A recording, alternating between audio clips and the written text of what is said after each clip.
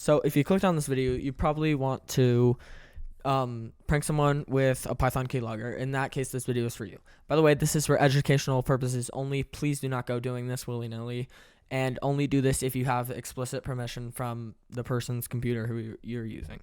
Anyway, the first thing you're going to need is access to your victim's computer, which I know is like a downside to this, but it's a way that I'm putting online, so I don't want to put a different way online.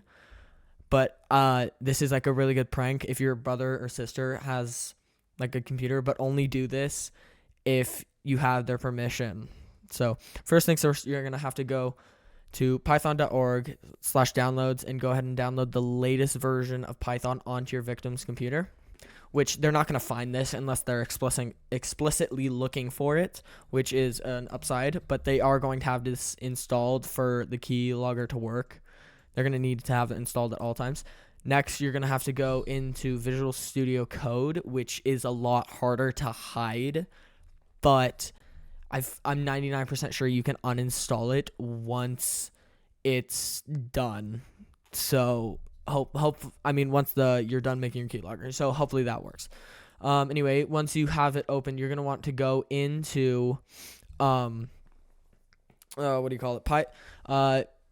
Visual Studio Code and go ahead and make a .python file and name it whatever you want. It doesn't really have to be, it should be less obvious than keylogger. But basically what you're going to want to do is paste this code. I'll have it linked in the description.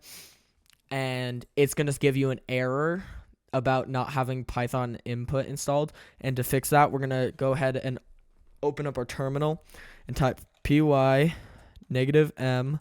pip install pynput, which I already have Python input installed, so I'm not going to run this command.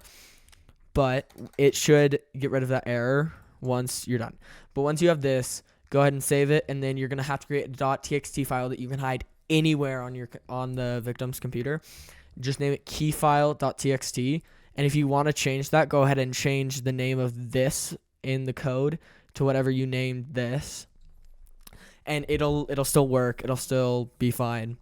But anyway, so once you have that, you can go ahead and close Visual Studio Code, and then go ahead and open up this. Go ahead and open this.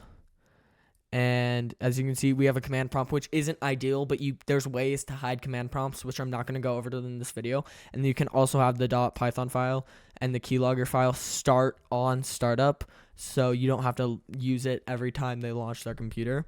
But anyway, what we're going to do is we're just going to type anything. And then we can go ahead and go into text. And as you can see, it has our thing right here. So yeah, hope you guys found this video informational. Again, this is for educational purposes only. Please do not go doing this without their permission. Anyways, thank you guys so much for watching.